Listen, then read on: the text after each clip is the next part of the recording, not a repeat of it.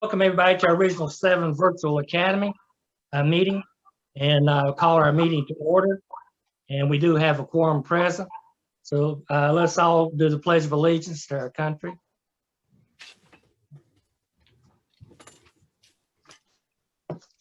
I pledge allegiance to the flag of the United States of America and to the republic for which it stands, one nation, under God, indivisible, with liberty and justice for all.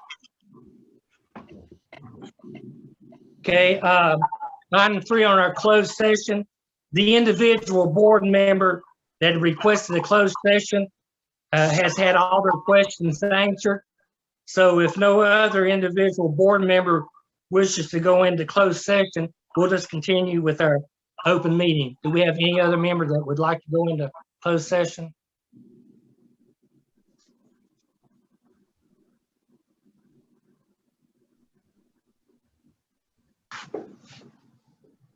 Well, hearing none, then let's continue on item number 4, action items.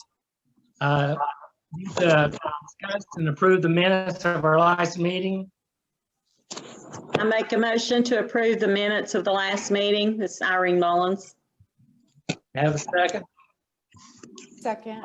Second. All in favor say aye. Aye. They're approved.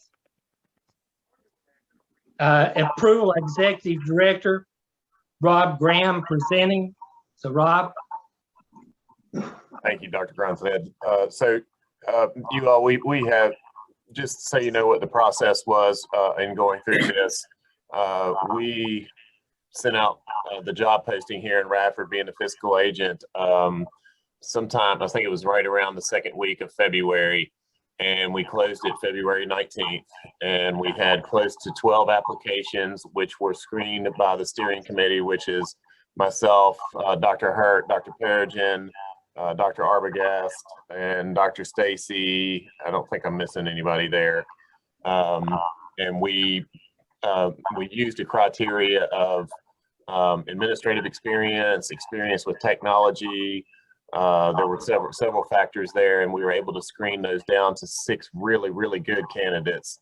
And we met with those 6 candidates. We screened those applications on February 22nd, and then we met with those folks on the 24th of February. And what Dr. Hurt had done was we all put together a list of questions, but we asked them to put together a presentation for us for their interview. And it was a 15 to 20 minute presentation.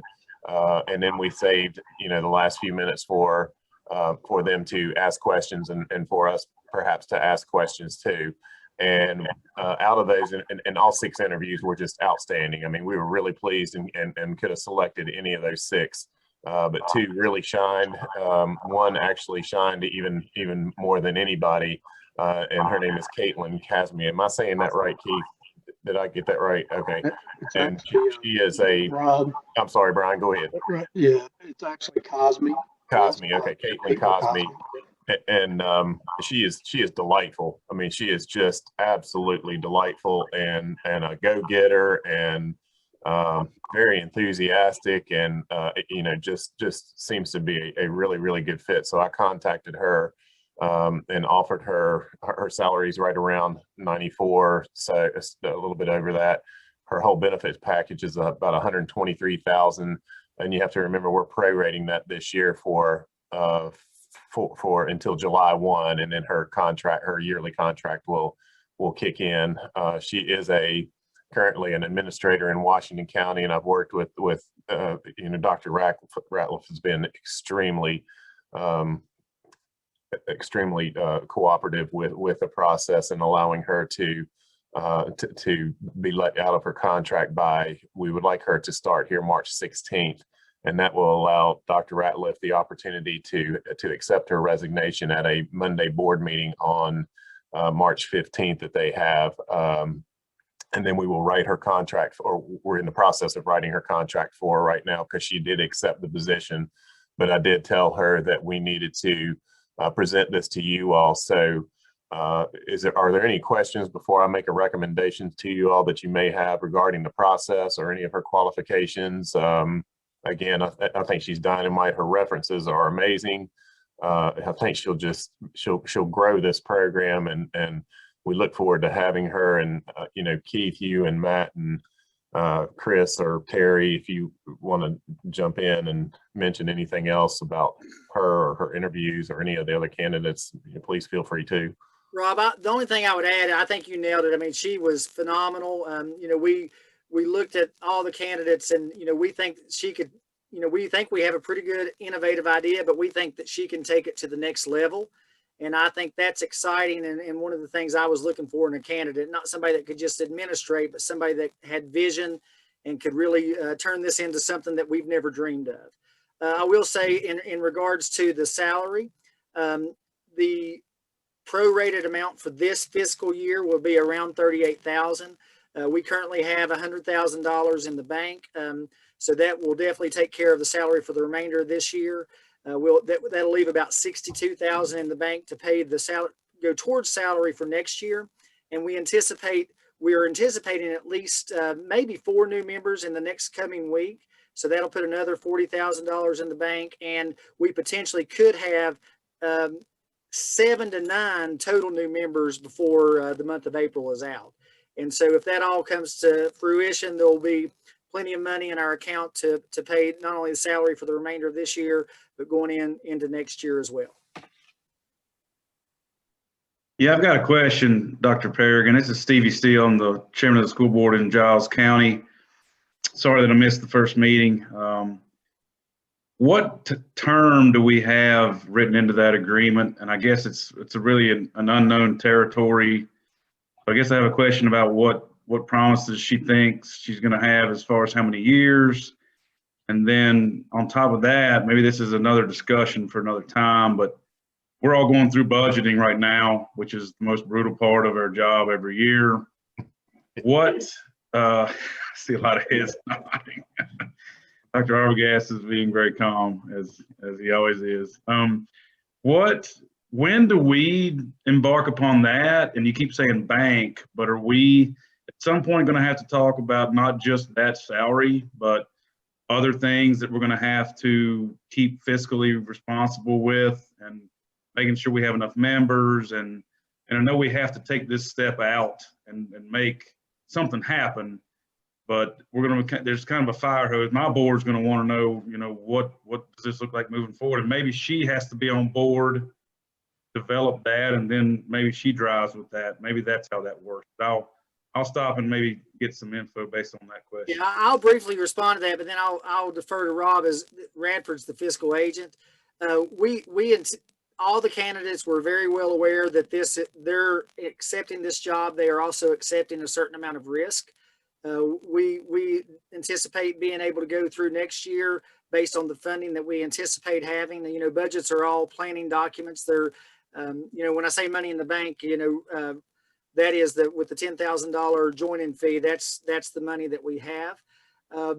CARES Act funding can pay for anything that we do in this regional virtual academy through at least 2023. So we do have that access available, but we also have some opportunities for some divisions will have opportunities for revenue generation as a result of this program.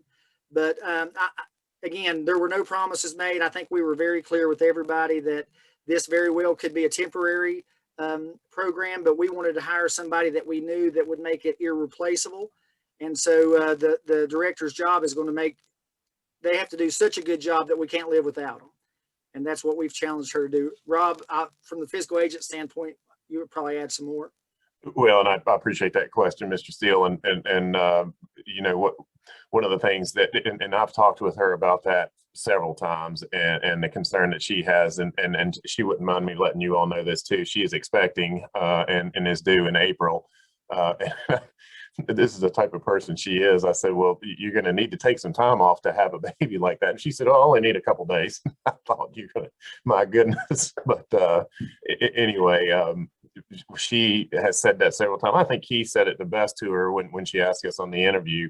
And he said, it is what you're going to make it. And I think she's going to make it great. And I think she's going to be able to extend this. And one of the things I'll talk to you about too, Mr. Steele, a little later in the agenda is two of the organizations that we are just talking with have offered us the opportunity to receive about $50,000 each, so almost $100,000 a year in the proposals to give to our CIP program under the management of Dr. Hurt.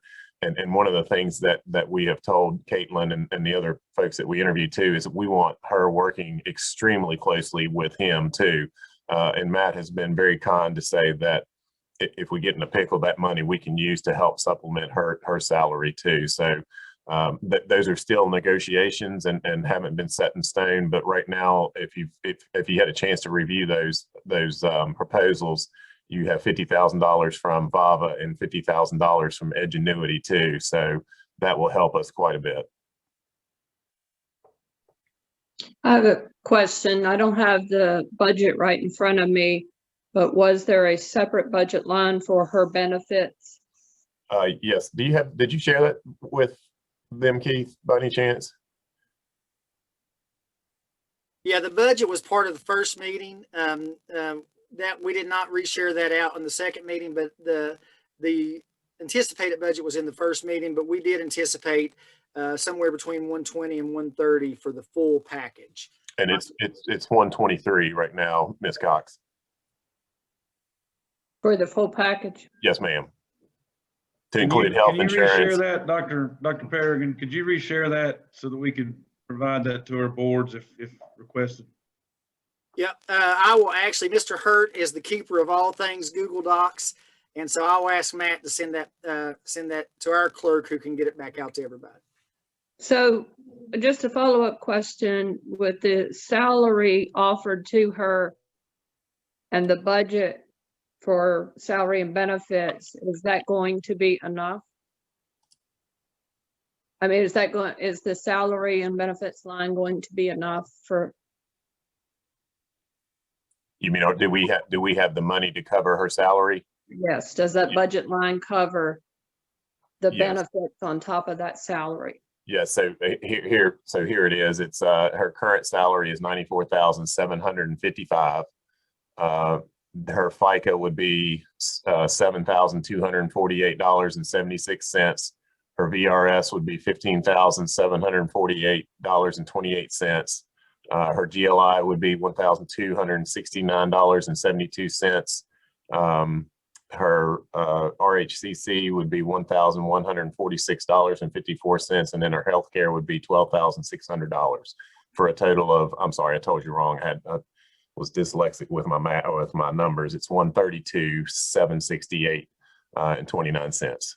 So, Ms. Cox, I think another way to answer that question is that we do have enough money to get through this fiscal year and a good almost half of next fiscal year. Once we have other divisions join and we generate the revenue that's potentially out there from the partnerships that we have, we should have plenty of money to cover not only her salary, but to have some additional funding for things that are unexpected as well. So will her benefits and insurance and so forth run through Bristol City? Bradford's the fiscal agent. And let me ask one more thing that we always run into, and I'm certainly sure that you deal with this as well. If we're asked the question by our other principals in all of our schools and divisions about how this position and the activities that are required for that compensation, did we look at how those maybe match up with years of experience and number of students that she's going to be in charge of? I mean, this is brand new, so we certainly don't know how much she's going to take on, and she'll prove her worth in the long run. But this is all new. The teachers are already kind of uneasy about the new times. So as long as we're ready to answer those questions and put those at ease, if we feel good as a board that we've done our homework, we got to do what we always do and stand behind it and just push through. But as long as we're in the right guardrails, I just want to make sure we've got some data to show that we did a little homework on that. No, I think that's very fair. And so her initial offer was right around 88, 89,000, but our insurance here in Radford is not what Dr. Ratliff has, and I really trying to pick his brain on how he's done so well to keep that insurance. So the initial offer didn't give her much of a raise at all for this position, and she's going to be in charge of 13 divisions and working with 3 different partners, and we're assuming probably close to anywhere from, we think we're going to have residential students somewhere from 5,000 to 7,000, and potentially close to, if those of us who can take non-residential students, which she doesn't have to do too much for. Those are going to be really taken care of by those companies, but she'll still have to monitor some of that. She could potentially be looking at close to 12 to 15,000 students, and I believe we're looking at 14 to 15 divisions right now. Keith, is that right? That are interested. I know we have 10 Right. that are currently signed up. So we have 4 that could approve it in the next couple of weeks, and then we have maybe all 19 will jump on board, but I think we have a real good shot at getting 17 of the 19 for sure. But that was, Mr. Steele, that was based on our director's scale here in Radford City Schools with her experience. So we negotiated just so we could supplement the difference in what her insurance is in Washington County and what it is here in Radford. Dr. Graham, you've mentioned her experience a couple of times. What is her present position and what administrative experience does she have? Brian, can you answer that one? Certainly, yeah. Right. Currently, pardon me, she is an assistant principal at Wallace Middle School here in the county. I'm sorry, I can't. Working on her. I can't hear. She's an assistant principal. She has not been a principal. She's an assistant principal, and here in Washington County in her 3rd year as assistant principal. She's never been a principal? She has not been a principal.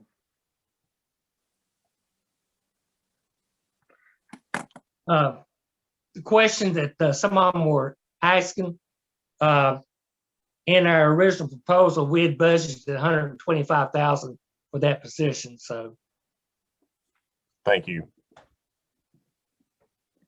How many years in education does she have, Brian? I think it was 17. I don't think it's quite that many. Yeah, it's between 13, 16, I think. Yeah. I'm sorry, I'm not. I came home and I'm not looking at her file. I don't have her application in front of me. I apologize. I certainly can share that information with the group as soon as I can obtain it. Well, other applicants that have administrative experience, I mean, as a principal? Yes, ma'am. I have a question. Okay. Some of these questions, should we go into closed session? Yeah, I was going to say we are getting Very close to, I in the think. weeds here a little bit. So should we go into closed session? I tell you personally, I think the committee that reviewed, they interviewed them. I'm not sure that we would be able to add or take away anything from their evaluation. I'm a strong believer in following the guidelines of the committee. I mean, they spend a lot more time on it than we can spend in the next 10 minutes, even if we go into closed session. I was just questioning. Yeah, I would say all members of the steering committee were, there were 6 really good candidates that we interviewed, and any of those 6 we could have brought to you as a very successful candidate. I think the committee just as a whole thought that this particular candidate had all the tools and the right things that we're looking for to make sure that not only that we administrate this in year 1, but that we turn this into something that folks all over the state and the nation are envious of. Yeah. I can tell you this. I don't know if it helps that she was not. I don't think she's grabbing for money here by any stretch of the imagination. In fact, I think this is something that she is very passionate about and wants to truly make a difference in Region 7. I never ever got the impression that she was trying to increase her salary because she wanted more money. I just think she wanted to make sure that. And again, I'll tell you, our insurance in Radford isn't the strongest. We're self-funded, and we've had to move away for local choice because of significant increases. So we're with BPA, which is a VSBA product, but it is a lot higher. I mean, it's she was paying for family there around 600, and here in Radford it's about 1,400. So we didn't want her to take a cut and take in this position too. Oh, again, I was merely seeing what her experience was. I respect your all's decision. I mean, you're the ones that interviewed everyone. Right. I have no problem with it. Dr. Grinstead, I may be speaking out of turn, but I would suggest that we do one of two things at this point: either call the question or make a decision to go into closed session, one or the other. But I will defer to the will of the board, obviously. My opinion, the group that interviewed this, they know how important, this virtual academy is. So I feel assured that you made a very adequate decision with your thing. So if there's no other questions or anybody wanting to go into closed sessions, then I will call for the question. I don't believe you can, but I will. I mean, as a group, we need to understand that we've not agreed to anything more than a year right now. So we're not talking about locking in to a 2 or 3 year agreement. And all of us are in an absolutely unknown territory. So if the group of folks that are all very skilled at what they do feel like this is the best one to embark upon this journey on, we'll be sitting here a year from now and we can thumb at you or tell you good job. So we'll reconvene then. And just a little bit of history. I know a couple of the governor board's members are here on this board as well. I think I'm the only one who was there when we started it, and we interviewed and we came up with who we thought was the best person in the world, and he didn't work out. And after a year, we got Ms. Duncan in, and the Pulaski Governor School took off and hasn't looked back. So, that's, you can make what you think is a great decision, and it may not be, but I think that's why you have the committee. Thank you. So who will do the evaluation on her? So I'm directly supervising her, Ms. Mullins, and then the steering committee also has a play in that too. So Keith and Terry and Chris and Matt as well, but I'm her immediate supervisor, and she would be evaluated under our evaluation instrument. Okay, thank you. So Rob, Mr. Graham, that was my question. There's obviously a difference between being an assistant principal and a principal. And this is uncharted territory. So my one question was, who will she be working with directly as a quote unquote mentor to help her through this process? And it sounds like that'll be you. I'll be her direct supervisor. Her mentor is going to be Matt, Dr. Hurt, who's the CLP coordinator and our executive director. And then she has support from the steering committee as well. That's a good question. Of course, but so Mr. Hurt would be her direct link on a daily basis. That's correct. Okay, that's correct. And just so you all know, I think it's important that the first part of what we would like her to do is to get acquainted with the organizations that we're working with, and then to also visit all the superintendents that are part of the consortium, so she can get to know them and also understand what their expectations are for a consortium of this nature too. So that'll be her first, and that's a lot of work too, to travel around. Region 7 is a large division from Radford, Giles down to Lee and Dickinson. So she'll have her hands full there as well. And you'll see there's some other things that we have on the agenda for her too. But if there's no other discussion, I would like to recommend Caitlin to you all to be our executive director. What's her last name, please? Cosme. It's K-A-Z-M-I. Do I have a second? A second. I was going to say I'll second. Well, I think Ms. Hamilton seconded it, didn't she? Well, I think I need to probably. I just made a recommendation. You Yeah. probably. Okay. So Yeah. I would like to motion that we hire Caitlin Cosme as our executive director moving forward. And I will second it. Okay, all in favor, say aye. Aye. Aye. Thank you all. Appreciate Any it. noes? Any noes? Okay, the motion passes. Thank all of you. Okay, line item C, approval of online instruction providers, Keith Perrigan and Rob Graham presenting. Rob, I'll get started very briefly and let you follow up. Okay. You know, when we first pitched this idea to our superintendent's group and to school boards, the plan was for us to develop this program, the curriculum, hire the teachers ourselves, do all that work in the background that could have been very, very time consuming. And as soon as we started having those conversations, my phone and Rob's phone and a lot of other superintendents' phones started ringing off the hook with folks who wanted to partner with us. And at the end of the day, when we first started talking about this in November, we could have never dreamed that we would be where we are today with the opportunities and the options that we have available to us. And so you have in front of you the document that was shared this today and then over the weekend as well. We have 3 organizations or companies who would like to partner with us. The Department of Ed, Stride or VII, and Edgenuity. And they all put different options on the table that will serve different students in different divisions very well. And so Rob can tell you more about some of the potential partnerships that are there, but this gives us the flexibility and the agility that we're going to need, as somebody said earlier, to deal with an unknown world. And we will have plenty of options on the table if you approve the recommendation for us to partner with all 3 of these organizations. Thanks, Keith. And you all, if we'll certainly answer any questions that you have. And I know you've seen that, so I'll just go over briefly I'll highlight some of it. The Virtual Virginia proposal that we have is a VDOE product, and so they would only be housing, so to speak, our residential students. So any students in Radford that wanted to go remote, that wanted to have virtual remote learning next year would use the Virtual Virginia platform.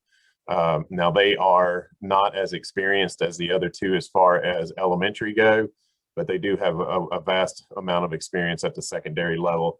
And they negotiated with us in Region 7, that if you see that band 1 there on that document, it goes from the LCI of 0.0001 to 0.3700.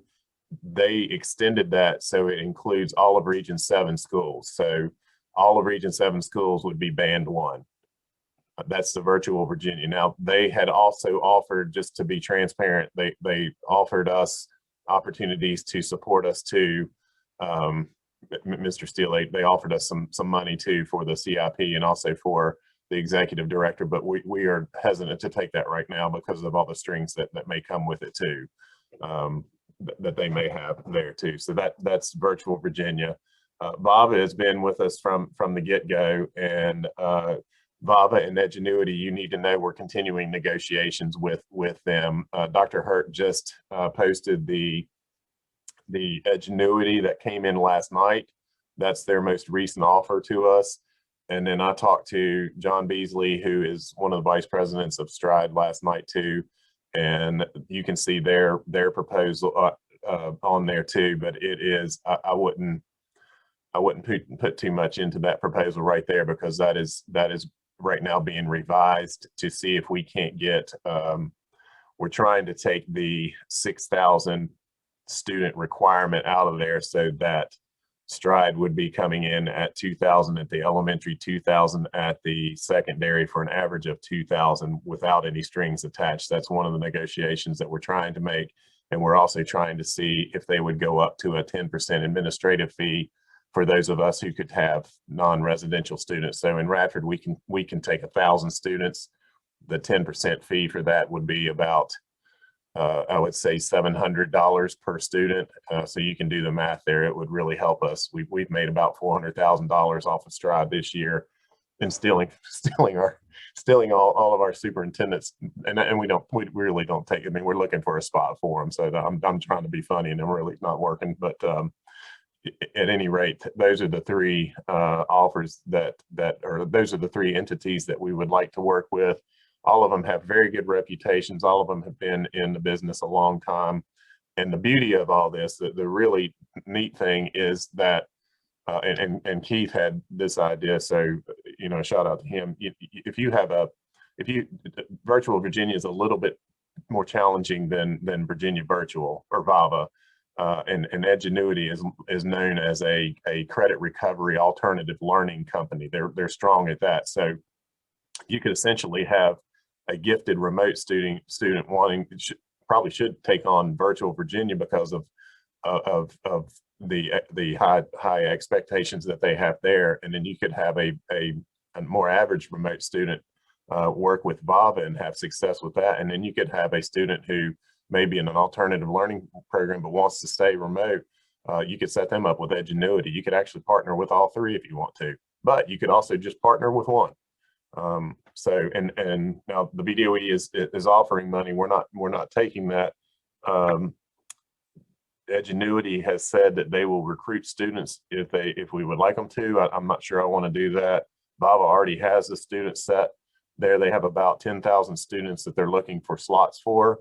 And again, that we're hoping that the fee will come in at 10% of the administrative cost. And then both VIVA and Edgenuity are offering the $50,000 a year towards the CIP program. Anything, Keith, you need to add? Did I miss anything? Well, the only thing that I would add is, I mean, these offers are so much better than where we originally started. It's really hard to believe how much better they are. And Bristol could not have negotiated that on our own. Radford could have not have negotiated on that own. The power of this regional academy is that together we are much stronger than we are separate.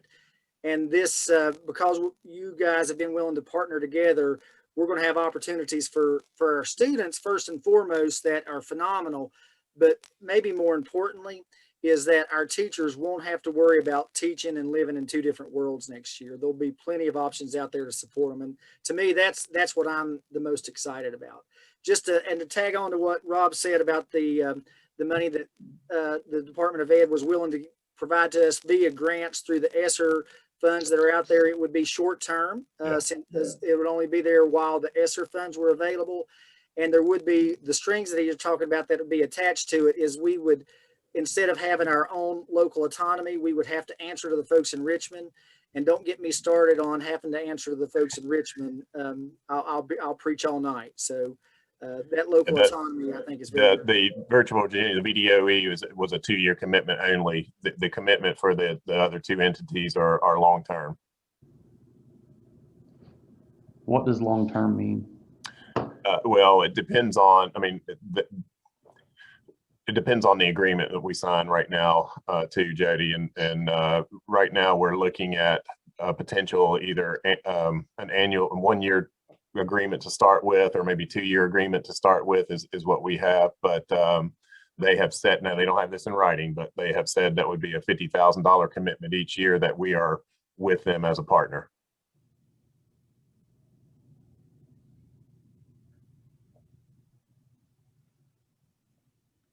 So for the term, I guess I'm not understanding where we don't even know where this will be in 2 years, I guess, is my exactly. So how do we sign a 2-year agreement? Or would it be a year and a half? How would it work?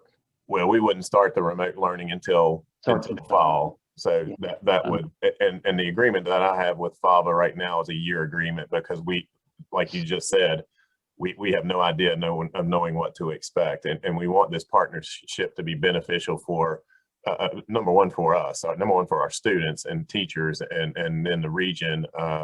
But I'm sure they're wanting it to be, lucrative for them as well. We know that the amount of students, or I know that the amount of students that are with VIVA right now, they may lose some, but they're going to still have quite a bit of students that are going to need placing with and as a multi-online division provider, those of us that can take slots are able to do that without violating any type of regulations. The beauty of our recommendation too is that by partnering with all three entities that have made a proposal, it holds everybody accountable. If you partner with just one group, their motivation is certainly not as great to provide great service. But as these three groups know that they are going to be competing to continue to serve us in the following school year, that gives us the assurance to know that they're going to do everything that they can to meet the needs of our students and to make sure that our superintendents and our boards are happy with their product. So I still didn't understand what kind of agreement, what kind of term we're trying to sign. Is it a 1 year? Well, I started with a 1 year with both of them, and both of them come back with a 2 year. Actually, I'm sorry, that's not right. They started with a 5 year commitment. We said no way. We said no way. And so I came back with a 1 year commitment, and then they said, how about a 2 year commitment? Do you think we'll be able to get a 1 year? I can try again. Absolutely. With both of them. If you remember what we did in Radford anyway, was we renewed it in the summer. Correct. We did a remainder of the year, renew in the summer. They wanted a longer term agreement because we didn't know where we would be. If that's the pleasure of the board, I'd be glad to try that out again. And our attorney who will work with us will make sure that the contract gives every division an out if they decide that they want to get out separately from the regional committee. We'll make sure that everybody's protected in the final MOU. And just so you all know this too, we do have, the steering committee has a meeting on Friday with Rodney, this is our legal counsel for this board here, to discuss those matters as well. So I'm trying to understand, if we're going to have 3 different providers, does that mean that each, let's just say Giles County, would we still need to pick one of those and stick with them? Because I can't imagine trying to have 3 different providers, 2 kids in one, 3 kids in another, 5 kids in the other one. How does that work? And all 3 of them are going to be paired up so that they're all teaching the same curriculum, so that if we did switch to another one because the other one wasn't doing the best job, then they need to be on the same pace, or that's going to become a huge mess. And I'm not an educator, I'm an engineer. I'm trying to think, right, those 3 different moving parts, how does that work for each school with having 3 choices? Mr. Steele, I will tell you, Rob, if it's okay, Sure. The way that I plan to recommend that we take advantage of this in Bristol, and Rob alluded to it earlier, some of our higher achieving students, I think Virtual Virginia is going to be a good fit. Some of our students who are achieving more in the average range, we think Stride will be a good fit, or VAVA. And we are currently already a partner with Edgenuity in our alternative program, and we're seeing good success there. And so that's the way that we would do it. We might have 10 students in Virtual Virginia, 10 in Stride, and 10 in Edgenuity. If one of those a student ends up not being successful in one or the other, we may switch them between platforms. However, to think that even a 3rd grade teacher and 2 3rd grade teachers in your same school are directly on the same pacing guide is probably, that's our goal, but it probably really doesn't happen. So there are going to be pacing issues if we do switch between. However, Giles County may say, look, we like the VDOE. We want to just stay with that one partner. We're going to have all of our students there. And so every division will be able to customize it, or, go through the smorgasbord and pick and choose what works best for them. And so we will, the power of our regional board will be to set the parameters that allows each division to negotiate in a way that makes sense for the individual division. On top of that, we are working with those 3 providers to follow our adopted pacing guides. So if a kid did need to switch from one option to the other, if they did it at the quarter, it should be a pretty clean transition. That's what I was going to mention too. I mean, so we talked about having them in 3 different levels, Dr. Perrigan, but aren't we, and I know we've talked about this at my board, we're not going to be comfortable allowing our kids to be part of the virtual program unless they have a C or better grade point average. And so if I guess you talked about Ingenuity, that's more of a kid that's having a hard time. What if we adopt that across the board, is that what or is that going to be each school individually? Is that across the board? You No, can't. that's combine just programs. that's how Bristol will take advantage of the three options. Giles may do it completely different, and that's the job of the regional board is to get the pricing down to something that we can all afford. And then after that, you take advantage of it for what works best for you. So And if we decide to put C or only C or better, that doesn't necessarily mean that all of the folks in the consortium are going to adopt that same policy. Okay. We have right now, Mr. Steele, we have a document out there that I don't know if we've shared it with you, but it is kind of like the expectations that we have for remote learning, but it is a draft, and that's something that Caitlin will be working with. But we fully expect each division to be able to update that and revise it how they feel fit. the only criteria that we're putting on those outside the companies, the private companies, is for those divisions who choose to accept students from outside their division. We have set limits for those folks, but each individual school division will decide on their own how they want to serve the children that live in their division. Okay. Well, all three of these companies, I know Virtual Virginia will, but will the other two also do the SOL testing? Yes. Yes, they'll take care of the SOL testing. They'll establish a building for it to be tested in. You know, we heard the other day that I think from Dr. Lane that with SOLs too, that we may now be not that the children may not have to come into an actual school building, but for us, Ms. Mullins, they've already done the writing piece with our VII students that are part of Radford right now, and we didn't have to lift a finger for that, so they took care of everything with it. Even with the new, those scores do come to us, and they're part of our accreditation. right, but even with the new guidelines where they're going to be testing twice a year in 3 through 8, and They take care of all have come that. up with an at-home version. I did find that out today. Yes, ma'am. Can I ask you all what you would identify are the major concerns with all three of them? Because on the document, you stated that there were concerns with all three entities. So I'd love to hear exactly what those are. Rob, you want me to go first? As long as this is all confidential. No, mine's not confidential. It's No, I'm kidding. that's Yeah, go ahead. So with VDOE, there have been concerns, and we expressed this to VDOE, that Virtual Virginia is very rigid and inflexible. And so if a student is not being successful in the past, I think there's been a perception at least that the students say, well, you're in a virtual program, you either sink or swim. So that is, and obviously when you partner with VDOE, you lose a certain amount of local control. And for some folks that may be good. Some folks may appreciate somebody else making those decisions for them, but some divisions think a little differently and would like that flexibility and autonomy. I think the main issue with the other two is that, you know, where we're in public education to serve our kids and to take care of our community and to make sure that individual needs are met. The other companies, at the end of the day, they're companies. They're in it to make money, and they, you know, their vision and their mission are much different than ours. They're on a profit-based philosophy, and we're on a kid-based philosophy.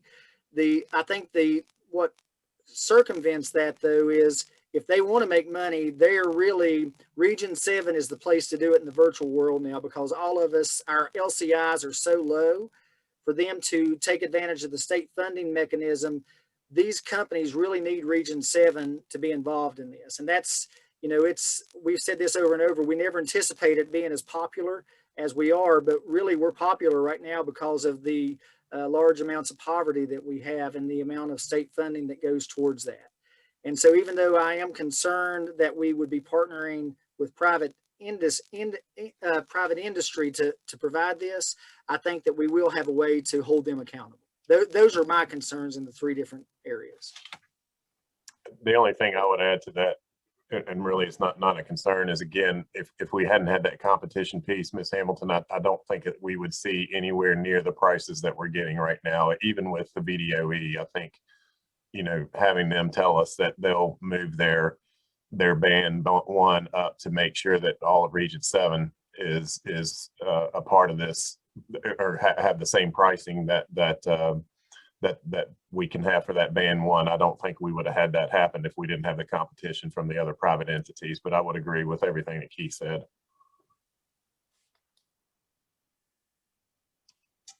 So how dependent are we on the amount of money that could be generated in revenue based on how many kids from each of our schools go into each of those 3 programs? How do we even get our arms around that number? I think we've looked at our board. If we hold the C or above, we're probably looking at only 80 of our kids that we're going to allow to even have an opportunity to utilize the virtual program. So if that number is that low across the board, or how do we determine whether or not we're going to have enough to keep all 3 of them happy and even maximize our opportunity to get that revenue generation? Rob, is that, I mean, maybe that's what our new employee does? Well, I think with the exception of VAVA, they're not going to be a particular number that we need to have, Mr. Steele, with Edgenuity and Virtual Virginia BDOE. They're really offering us the opportunity to work without having any restrictions as far as taking non-residential students. Now VAVA, I'll tell you this, is they just lost Richmond City. They're not re-signing with them again, and that's about 6,000 to 7,000 slots that they're going to need. So I don't think we're going to see them going anywhere either. They need our slots. We have about 14,000 slots in Region 7 right now that could be filled, and I think if you see them go up to that 10% administrative fee, that's going to tell you that they need us. I think they need us a lot more than we need them. One of the reasons I feel strongly about them is because they've just been wonderful with us this year, and really have been. And Dr. Ray could speak to this too. It is the amount of work that we thought that would have. Really, the only thing that we had to do was upload the students and enroll them. And there's really not a lot of cost associated with it. We haven't had any. We do have special education children that came in. We haven't had any issues as far as the special education children goes. I can pick up a phone and call them, and they answer immediately if there's a concern of any nature whatsoever. And they've just been really good. But I think they need us more than we need them, and they would take. I think they would take 100 slots and be with us if they could do that, because they have to find somewhere for those students to go. I would add to that the other part that we've not spoken about tonight is that by partnering with all 3 of these entities, we protect ourselves. Yeah. Because if we don't partner with these entities, chances are they will find another partner, and they will take our kids to that other partner. But by going into agreement with all of these, part of that agreement will be that Region 7 kids stay in Region 7. Yeah, that's a good, I forgot to mention that too, Keith, because that was one of the criteria. If we do have, let's say nobody in Region 7 goes with VAVA, but they still want us to take some of their non-residential students, they would put in the agreement that they would not take any Region 7 students. That was one of the negotiating factors that we had. Could I ask one question about, I think it was Ingenuity, the last one that we received information on?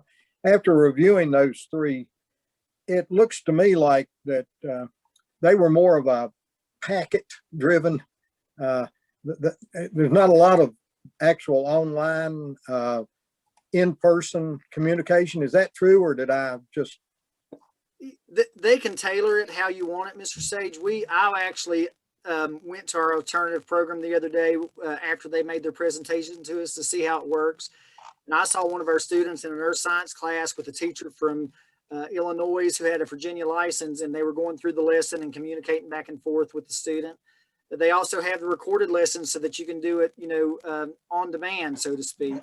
So all these companies have the live option. All these companies are going to have a on-demand option as well. Okay, thank you. It just, in reading it, it looked like they were more of the, here's a packet, do it. Stride probably has this too, but Edgenuity, the teacher goes in and sets up the standards that need to be covered. And then as our students check those off, that's kind of the packet. I mean, you check off that you did SOL 1.3, then you complete 1.4, and then that's how they gauge. It's not necessarily the seat time that they're gauging, it's completion of the curriculum. Right. Okay. Yeah. Thank you. I'm sorry, what about the hiring of teachers? Will they hire their own teachers, and will our teachers have any kind of a preference from our region, or how's that going to work? Well, we're not, the VDOE has said, and Ms. Mullins, we have teachers that may want to teach virtual too. And so VAVA has said they would certainly love to have, and I don't want to give away any good teachers, but right, if they're in a retirement age and that may be the avenue they want to go to, they're right. Certainly welcome to do that. I imagine that the VDOE, in offering this to 132 school divisions, are going to need quite a bit of staff. The last thing that we would want to do, though, is have our teachers working adjunctly with these, because they're already worn out enough. I mean, this has been a very, very difficult year for them, and they've done a super job, but we don't want them to burn out. But we would allow, or at least I would allow, especially somebody that might be VAVA or Edgenuity do not offer VRS. So that's a big one for us. So it would be mostly those teachers, if they wanted to teach virtually with Edgenuity or VAVA, they would need to have probably their 30 years in order to draw that retirement.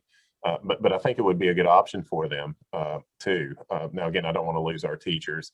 Go ahead, Keith. No, I was just to add to that, and you were probably getting ready to say the same thing, but if we may have teachers that want to teach all virtually, we've talked about protecting our teacher from living in both worlds. Some of the teachers have really enjoyed and thrived in that virtual environment, and they want to do that. So those who still have some retirement years to add on, they can apply to teach with Virtual Virginia through the Department of Ed. And those who may want to go ahead and start drawing their VRS and have a supplemental income, they can partner with Stride. Now, I did talk to Edgenuity today. They think they have enough teaching staff to cover our needs and don't think that they'll have to hire. But Stride and VDOE both said that they will need to hire. So when you apply that to where we are in Bristol with about 600 virtual students currently, we anticipate maybe having 200 or 300. We probably have some room for teachers to apply there and it not have an impact on us. But we plan, and I know some other superintendents plan, to that first year keep everybody employed that wants to stay employed. And even if we can reduce class sizes and use CARES Act funding to pay for it, we're gonna do that. And then after we've had a chance to put our toe in the water for a year, we'll have a better idea of how many of our students want to participate in virtual. And then at that point, our plan would be to absorb those positions through attrition as folks retire and leave the division. Virtual Virginia would only be an option though for secondary teachers, right? No, they're elementary now too. Oh, they piloted their elementary program this year. Okay, good. I wasn't aware of that. So a couple of questions about the actual program. So a student will have a teacher for each curriculum, or will they have a teacher that it spreads over multiple curriculums, or is that something we work out with Virtual Virginia or whoever we choose to select? What does that look like, Keith or Rob? Well, I'll tell you this too, Mr. Steele, that there is new, and I don't know if it's passed yet, maybe Keith does, but the virtual students now, or the virtual companies, including Virtual Virginia, now will have to meet the same SOQs and SOAs as far as student to teacher ratio as are in the brick and mortar. So that's why you're going to start seeing more teachers needing to be hired there. So that's something that I think is a good thing, because before we had some organizations that were, someone I heard that could have been 200 to 1, which is, even in a virtual environment, is almost nearly impossible to have great success with. But to have those lower numbers are I think a good step in the right direction for us. Well, there is saying that goes back to Ms. Hamilton's question about what we see as the challenges.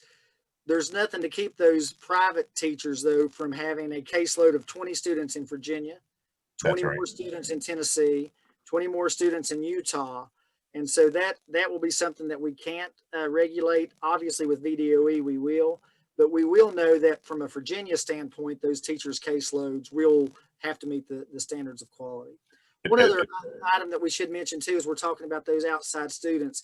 For those divisions who do plan to take students from outside their division to generate the revenue, just keep in mind that if you take high school students, those students do count towards your enrollment for classification. So for Bristol, we're so far, we're a very small AA division. So if we took students in at our high school, it wouldn't have an impact on our classification. But let's say that, high school D, that it was right on the borderline of going from single A to AA, taking high school students could change your classifications potentially. So your principals need to be very cognizant, and your superintendents need to be very cognizant of that potential as well. I don't think it affects anybody in our region, but certainly wouldn't want to have move into this agreement with these folks without having that on the table. One other thing too, with like the schedule you were talking about, Mr. Steele too. I think Virtual Virginia put on there what their schedule looks like as far as the daily for elementary and secondary. At least I saw that. VAVA's is very similar to that. But all of them, VAVA, Virtual Virginia, and Edgenuity do use a combination of synchronous and asynchronous type of platforms.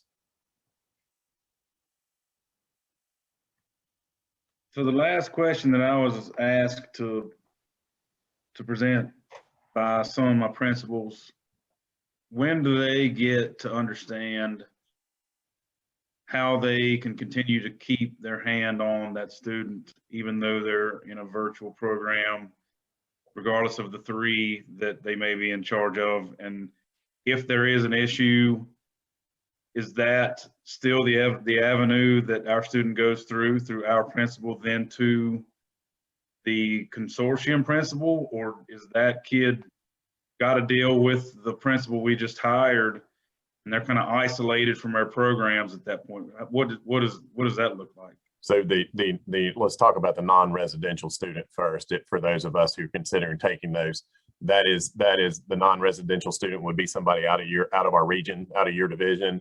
Those would be handled by all the providers that we're working with. Now the residential students that we'd have would be ours, and we would be working with those with your principals, and they would be working in turn with their superintendent and our executive director that we just hired. So any complaints that came from that would be handled by the executive director first, and then included with any of the superintendents or their assistant superintendents that are involved in handling that. So we still have control over our residential students with that, but we didn't want to bring in any extra work for our divisions. If those who take non-resident students in handling those types of situations, those will be handled by the online providers.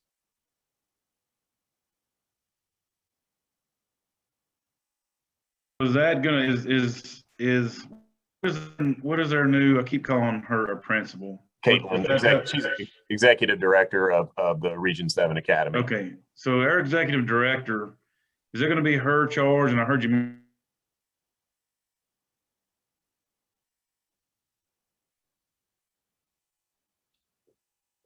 I think he froze.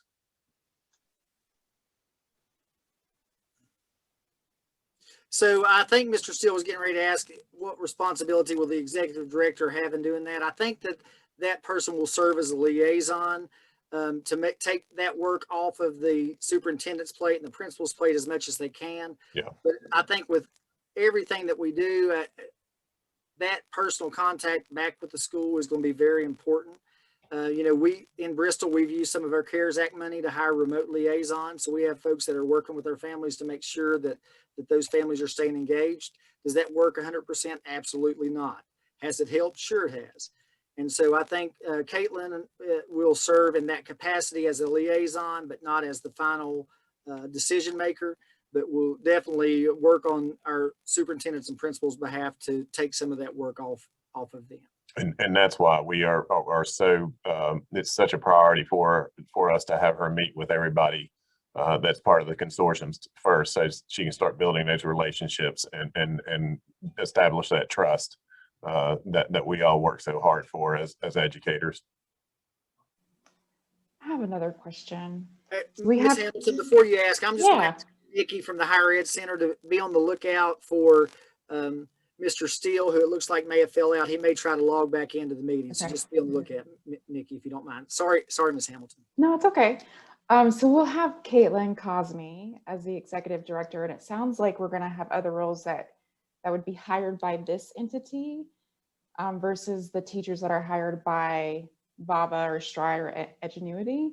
So who would deal with HR when it comes to the staff that's hired by us? Would that be Radford, since that's the fiscal agent?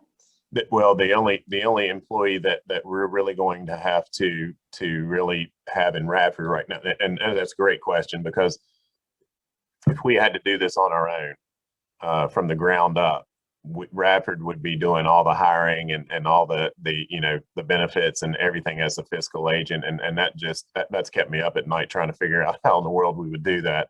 But right now, our only employee is our executive director, Caitlin, and all the other teachers of the virtual programs are the responsibility of Virtual Virginia, the responsibility of Edgenuity, and the responsibility of Stride. They are also, we don't even have to participate in the evaluations of those teachers. Now, if we see that that there is an issue with some instruction, or we're really having groups of students that are struggling, that would be something that the superintendents on the steering committee and Caitlin would meet with, and then we would get with those organizations in order to figure out how to resolve that issue. Did that answer? Well, to follow up on her question, the year one budget included a counselor and an ITRT. Would that be through Radford as well when those are hired? Ms. Cox, that year one budget was with the original plan when we were going to provide the curriculum ourselves. Now, I'm going to assume that this board is going to approve either all three of those providers or at least one of them.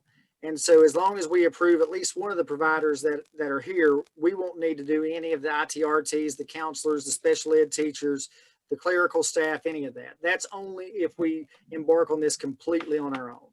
Good question.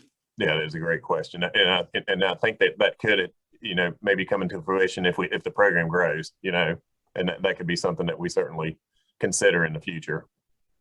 Ms. Cox, we already expanded the number of ITRTs with CARES Act money this year, and our plan, we discussed this yesterday, is to designate one of those to be our liaison with one or more of these companies to make sure our students have what they need, and if they have any technology issues that the company can help them with, or maybe that we're responsible for, we will have one person designated to work with those students and with the executive director and the companies to kind of bridge all the pieces or bring all the pieces together so it flows more smoothly for our students. We've done that too, Ms. Cox. That's funny. I think the beauty of this regional partnership is that, basically we're opening a golden corral, and every division gets to go in and choose, what they want to eat off of the buffet. And you can handle that in any different method that you want. But outside of the regional partnership, these options would be there, but they just wouldn't be as lucrative for us. So you can customize it any way that you want in your division for what works for your division. So, that does, hang on, I am unmuted. Would counseling be through the local school systems? Mm-hmm. That, it's going to be more important, I feel, for counseling or a guidance to be local. Would that be there? That's correct. Thank you. All the technology that the students need, comes from the division, the counseling services come from the division, even meals. I mean, your cafeteria staff, I'm surprised that question hasn't come up because, you know, not having students in the building means less food sales, which means lower revenues. But your cafeteria staff, if they choose to feed students in this remote setting, they'll have that opportunity to do so. Kind of like what we're doing right now and feeding on Wednesdays. You know, we send our buses out to distribute all food for those one day that are 4 days for one day, but those that are completely remote, we're still taking 5 days worth of food, worth of breakfast and lunches. What about for non-resident students, Mr. Graham? We don't have to worry about them. That's a good question too. Not feeding them, but counseling services, things like that. We will provide any of that, right? They provide those services for those non-residential students. That's right. Yeah, and one thing that we've put in, you know, one of the things we were concerned about is serving our students with special needs. They will serve those students with special needs. If you partner with outside folks, any additional special ed money that you get for those students would go to the private company. But we also, I mean, we've tried to think about everything, and having, you know, great colleagues to work with on this has been phenomenal. But we negotiated that they would add an additional percentage into what they pay us for taking non-residential students to set aside in an escrow in case we have an outside our division who had to be placed into, you know, a long-term care facility or something like that. So we have really tried to look out for the interest of the entire region. And I have a question. Okay, make sure I understood what he said. That if a county is cleared that all children get free meals, so we will be providing meals to all these students also? All your residential students, all those that are tied to your particular division. But you're not required to deliver. Non-residents. Right. You're not required to deliver. You're just required to provide that opportunity. So some divisions may decide to deliver, and some divisions may say, you know, send your mom up at, you know, 3 o'clock on Wednesdays and pick it up. I think everybody can handle that differently. But if you don't want to lose that revenue, you have the opportunity to you know, serve those meals. Mr. Steele, you kind of froze there for a minute when you were asking your question, so I don't think I answered it. No, I think a force field went over the house or something. I apologize for that. Okay. No, I think just my principals were most concerned about, and maybe as boards, we just have to do a really good job. This is a brand new thing for them. They're very particular and worried about kids going to a program and then us just losing understanding of what's going on. And if they come out of the program halfway through, are they still going to be in a place where they can be slid into our program, or do they have to go back? And I think that's probably going to all be about communication and just making sure that we have the right communication set up. I mean, I'll lean on Dr. Arbogast and our group, as most of you will, to, I don't know if she's going to have enough, if our executive director is intending to spend time with each principal, if we make that available. I don't know if that's something she's even going to have time to do with the number of divisions that she's going to be in charge of. But I think if we don't make that effort right out of the gate and get folks comfortable, I don't think it's going to be fair to her, because they're already, maybe just ours, they're already going to be saying, I'm not sure if it's going to work or not. So no, gate strong is probably the best chance we got. Yeah, I think that's a great point, and I think that it would be up to the division superintendent that when she reaches out to them to set up a meeting to come and meet with them, that they have the autonomy to bring in their leadership team if they want to. I plan to, just because, number one, I want to introduce her to everybody, and she's going to be working closely. Kind of going back to your instructional question there, I think we're very blessed to have Dr. Hurt and the folks that have worked so hard on the comprehensive instructional program, because a lot of the work that he's done as far as the VDOE goes is based upon the standards that we have for the SOL. So he's worked hard to really put in a very vibrant and robust instructional resource that meets those needs. And on top of that, with them offering $50,000 from both Edgenuity and VAVA, I think that shows their commitment to understanding how valuable Matt is and the CIP program is, and helping us try to mirror the instruction as best that we can for our students.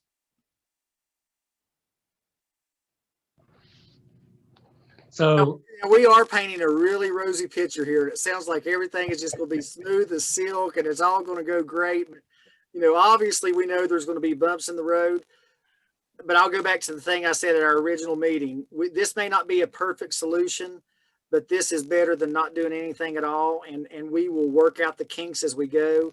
And I know from working with my colleagues across Region 7, if there is an issue, we'll find a way to solve it. There's no doubt about that. I'd like to make a couple comments if you guys don't mind. I have a lot of questions, but to your point, Dr. Perrigan, I think you guys will work through a lot of them. There are going to be a lot of things come up. I like the option. I like the 3, quite frankly, because they're all going to try to steal each other's lunch money, right? This is a business for them, and they want each other's business. So I guess one of my questions with that is, we talk about Ingenuity is for credit recovery. That's kind of their specialty. And Virginia Virtual is kind of for your higher level kids. So that makes me think that one of them is going to get the bulk of the kids. I'm assuming that's VAVA in the 3 we're looking at that will get the bulk of the general population. If you look at the bell curve of kids and learning and all of that. So in my mind, well, first of all, I guess that's a question. Is that the way you guys foresee that happening? And I know it's not set in stone. I think that the majority of the divisions are really comfortable with the Virginia Department of Education right now and Virtual Virginia because of it being a public entity. Okay. Not many of them, Jody, have the experience in working with VAVA. As now, you all know that as board members and superintendents, VAVA has some of your children. There's 376 students that are part of Stride. The VAVA and Virtual Virginia and VAVA gets confusing. Yeah. But you have 367 that are part of Stride here in Region 7. But we feel like, Jody, that Virtual Virginia will be probably mostly what our residential students will go towards. But like he said, that they do have, it is a more challenging platform than what Stride would offer. But we have the autonomy to make that decision Correct. at the local level. That is correct. Okay, understood. So with all of that said, with it being a business, I mean, I can just make the comment for myself. I'm okay with all 3, and I'll vote that way. But I would like to see the agreement taken to 10% for VAVA because they need us. And I would like to see a 1-year renewable every year, if at all possible. That's my preference based on where we are, and would give us autonomy. And obviously it's a business for them, but we need to make it as lucrative for us as well as we can. And I'm meeting with both of them tomorrow, so I'll make sure that they understand that too. I will tell you, I've never had so much luck negotiating in all my life. I never, ever have I had a negotiation where the answer is always yes.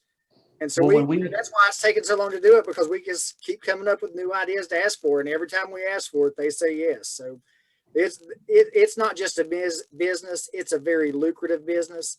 And Rob said it earlier, they need us more than we need them. So we're trying to make sure that we take full advantage of that. And when we looked at the math at Radford, I don't know why we didn't ask for more then, Rob. I don't think because we were brand new to this, just brand new. There wasn't the competition at that. You didn't have the competition then. Competition changes everything. Yeah. But what we will need to do tonight, the way I understand it, is to approve 1, 2, or 3 of these providers, and then what we're discussing now will be left up to the individual divisions. Is that correct? Yes, sir. But Mr. Sage, I think it's important for us to let you know that we also have multiple other organizations that are asking for our support. And they consist of Proximity Learning, Pearson Learning, EdConnexus, Apex. I mean, the list goes on and on and on and on and on. And the steering committee considered maybe having those presentations, but we're so close to and running out of time that these are such good offers that we we didn't really want to go that way unless you all want us to go that way. I just think it would take too much time. Mr. Sage, the only thing that would be different about the question, the way that you asked it, is the steering committee will develop a regional MOU that guides the discussions for all the other divisions. So Right. you didn't have to do much negotiation after the fact. It's just to customize it for what works for you.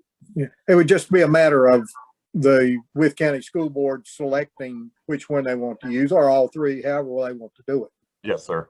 So So are we rolling off of approving? that, sorry, Dr. Ray. No, I was just going to ask if we're approving the current proposal or No. a proposal with modifications. No, you're just approving us using these entities because even the VDOE's proposal is still in draft format. Okay. I'm sorry, Mr. Yeah, that's what I was going to say. We really, what we're deciding tonight is to give the approval to use these three with whatever we turn up with. Correct. Or if you want us to go to another organization, which we can do, but again, we're running out of time. Yeah, currently the way that we approved at our last meeting, we set up a regional academy where we provide the service. Right. And so tonight that we're asking for approval from the board to allow us to finalize negotiations with these three outside providers. I have one more question before we go to finally approving them. How do each one handle have programs inclusive of ESL students, and do they do it well? I can talk to you about VII, and I can talk to you a little bit about Virginia Department of Education, because we do have a few ESL students who are taking some classes. They're not full time, and we've had success with that. VII has a very diverse group of students, and looking at their school report card, which we did, they shared that with us. Their data is pretty, I don't want to say it's outstanding, but I would say that it's typical of a division that meets accreditation standards. They do not have, even with their SPED or their ESL students or students that are disadvantaged, or those types of groupings, so to speak, are pretty consistent with what we have here in Radford. So they do. I have a question. Okay, since these students will be, say, like Smith County, these students would also be able to take classes from the William Hilton's Governor's School, or like Marion to the Pulaski, Southwest, correct? Yes, sir. Yeah, and to add to the ESL question, they all provide it. How well they provide it, I'm not sure. I would caution all divisions, and I don't need to do that. You guys know that I would be very careful about ESL students going in. I would definitely do the research on who provides that better for sure, because I don't know the answer to that. Yeah, I don't know Edgenuity, and I don't know a whole lot about what Virtual Virginia does other than the experience that we have with them, Ms. Cox. But for Virginia Virtual Stride, we have seen their data, and it's not below average, and certainly similar to what we have here in Radford too. And Dr. Grinstead, one of the other things that we think, you talked about taking advantage of different opportunities. Our students can also take advantage of dual enrollment opportunities. And we're very hopeful that this regional partnership will also bring in the regional community colleges. So we may have a student in Lee County who's taking a class in the New River Community College because we've set up this regional partnership. So the opportunities are limitless, and we're really, really excited about what this could look like a year or 2 or 3 from now. It's a win-win for everybody. Is that what VII does, offering the dual enrollment? They do. SVETN would also be an option for our students as well. So we're really opening up opportunities for school divisions who maybe don't offer, say, a Latin class. School divisions will now be able to offer a Latin class. Would that open up negotiation with them to reduce their prices maybe? Well, it's going to cause everybody to rethink their entire business model for sure. So what, in the spirit of, oh, everybody's talking about how great competition this is going to open up, what keeps a Radford student from wanting to be enrolled in our virtual as a Giles student and vice versa? Is there something to protect us from getting to where they start playing us against each other because they don't like a certain principle? And you know, that's pretty tempting because we would keep that ADM.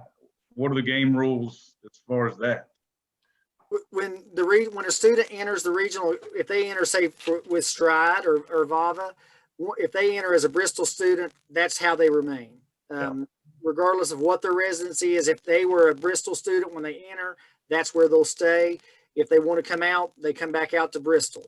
They don't go to another division. There are a lot of games that can be played with this, and we want to not only protect ourselves from enrollment loss, but also from school jumping and virtual to remote and virtual to in person and back and forth. We really do want to make sure that we protect everybody in this.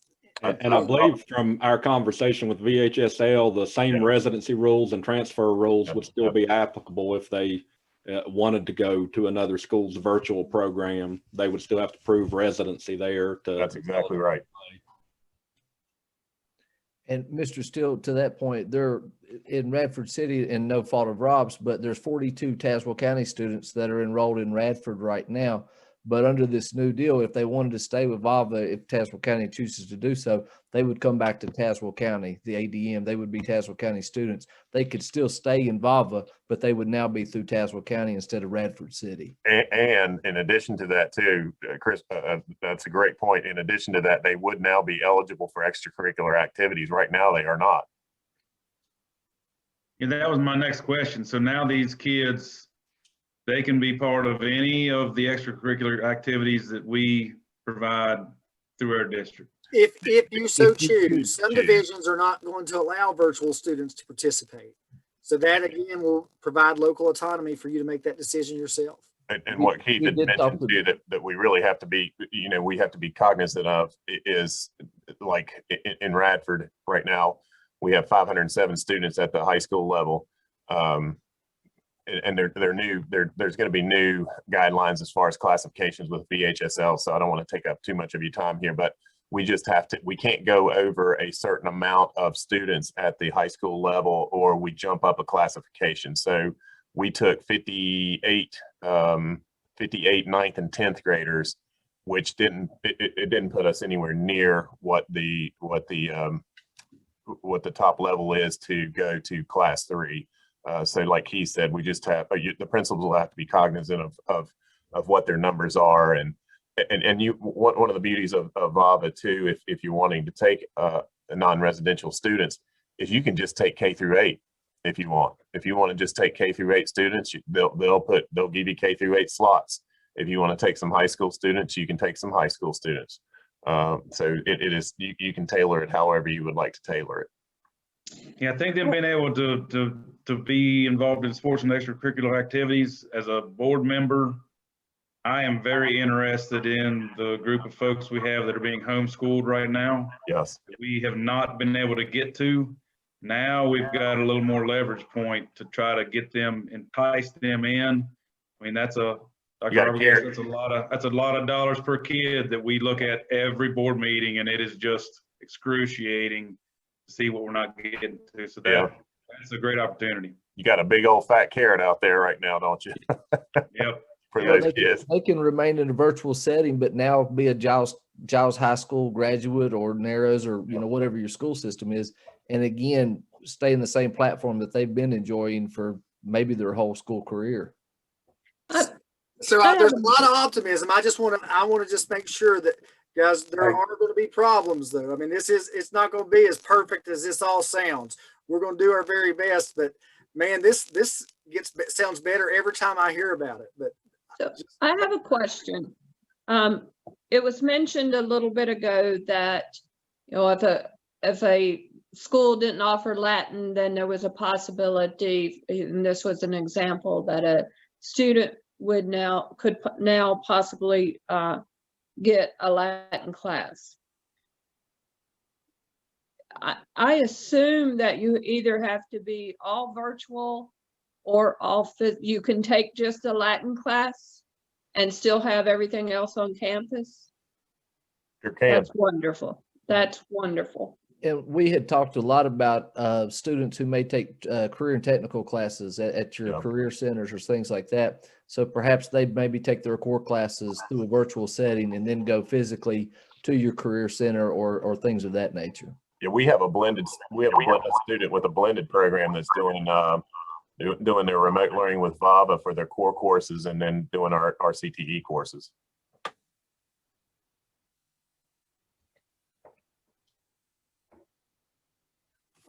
Well, Dr. Peregrine, you keep saying about how rosy we're painting the picture. I can tell you what, this is going to make it a lot better than it was this year, no matter what. We cannot survive with the teachers' dual responsibility. We can't do it. We cannot do it. So it's going to be better no matter what. So kudos to everybody involved that have gotten us this far. It's the only chance we got. It's the only chance we got. You made a really good point there and this is what the decision that we battled with last year and taking, we all want to do what's right by children, even if they're outside of our division, but this allows us to take care of our children inside our division and try not to lose them to homeschool, because I can guarantee you right now, homeschool, some people do it well, but mostly they don't. And they end up coming back to us anyway, and they're so far behind. So this allows us to keep our children. It allows us to keep our divisions, enrollment higher. And the beauty of it too, it also allows our teachers not to just be worn to death on trying to do multiple different levels of learning. So that's a good point, Mr. Steele. I'm ready to make a motion. I think we're in a good place, but I'll defer to anybody else who's got questions. Make your motion. I'm going to lean on Dr. Ray a little bit in that I would like to include what he mentioned. Maybe I'll let him make the motion if you want to include the suggestion, even if that's part of it, that we go back and try to get a little bit sweeter deal with one of those. I'll try. Okay. Well, before I do that, is that my understanding, maybe I misunderstood. I understood that we're approving the 3, but He froze. Yeah. So the conversation was that we only need to approve that we will use the 3 different options. Right. And the deals with each one are still being worked out for the best deal possible. Okay, I understand now. So what is your motion, Mr. Steele? I think Dr. Ray is frozen right now, but I'll go ahead. I'll move that we accept going into negotiation as we see fit with all 3 of the options that have been identified by this consortium. I second. Okay. All in favor, say aye. Aye. Aye. All opposed? Okay, thank you all. Okay, next discussion items. Discuss the bylaws as recommended by legal counsel. Rob Graham presenting. Jody, we lost you for a second there, but the motion was made, so I think we're in good shape. You froze up on us. you talking to me? Yeah, just want to let you know Yeah, that. Sorry about that. I don't know what I happened. actually came to work to avoid that. My internet and my Sorry. office went down. So I'm the assuming bylaw, the motion was to do all 3 then? yeah, we're good. We're good. Okay. Thank you. So the bylaws, thank you, Mr. Chair. We have assumed some of the bylaws from Code RVA, which is a organization that has is still in business in Richmond. And what we would like to do is share these with Caitlin too, and then also present them to our legal counsel if you all are okay with that. We need to have some strong bylaws. No needing to reinvent the wheel. We have some very good ones that were shared to us by Michael Bowling, part of the DOE. So we feel like these will be a good fit for our virtual academy. Yeah, no action Your is needed. motion? I don't think No action is needed. just a discussion, because there's still draft format. Okay. They're Okay, ready. You have a copy of them, so if you have Yeah. suggestions, you can send those to your superintendent. We'll make sure Caitlin works through that as one of her first responsibilities. Okay, B, discussion of post other positions. Will we be, with our discussion earlier, we won't need to do that. Correct. Discussion of enrollment process, Dr. Perrigan? Yes, sir. Dr. Grin said there. I know that a lot of principals, especially high school principals, are ready to develop their master schedule. I think that you are about ready to turn them loose to do that. Each division probably has a pretty good idea of which partners that they want to work with. And so through that enrollment process, we'll definitely be ready to go in April for you to put those students, enroll those students in the particular, whichever partner you decide to go with. But I would say now that we have the approval of partnering with all three academies, your school counselors ought to start being ready to enroll students either in an in-person or virtual setting. That it'll be up to each division how you do that. We're currently in the process of surveying the families that want to remain virtual, and then we'll go through a screening process to make sure they're going to meet our eligibility requirements. But you should be able to start enrolling students in April, but start the scheduling process as soon as you decide that you want to start. D, discussion of new policies required to address the specifics of regional program. Mr. Graham? Yeah, thank you, Mr. Chair. That so being the fiscal agent, we will use Radford City's policies, but the good thing is I think most of us use the VSBA, and ours are VSBA policies as well. And so you can see those on our website that we have. They're pretty easy to find. And I've looked at some of your policies in the steering committee that we have, and they're all very similar, even our regulations. So, but if you have if you go to our website and you check out our policies and you have any questions about those, now we just got the new updated February updates for those policies. So we'll be working through those. All of the superintendents will be working through those and presenting them to their boards, but they're very similar, but we are going to use Radford Cities. Now that is just for your residential students. The non-resident, if you choose to take non-residential students, those will be followed. Again, that's off your plate, so you don't have to worry about that.